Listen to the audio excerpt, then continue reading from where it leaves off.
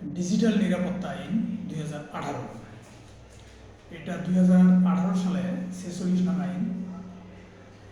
আক্রমণাত্মক, মিথ্যা বা ভীতি প্রদর্শক তথ্য, উপাত্ত প্রাণ প্রকাশ ইত্যাদি।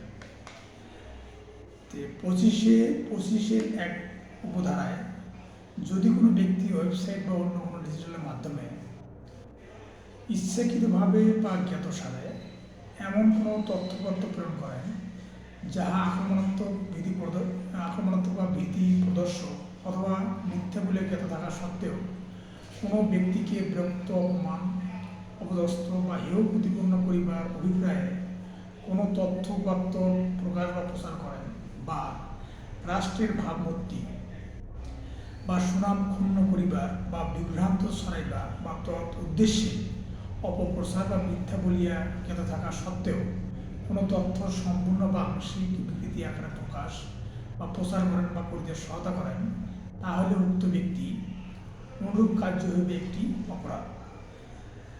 25-এর 2 উপধারাতে বলা আছে, যদি কোনো ব্যক্তি উপধারায় 1-এর অধীনে কোনো অপরাধ সংগঠন করেন তাহলে তিনি অনধিক 3 বছরের কারাদণ্ড বা অনধিক 3 লাখ টাকা অর্থদণ্ড বা উভয় দণ্ডে দণ্ডিত হতে পারেন।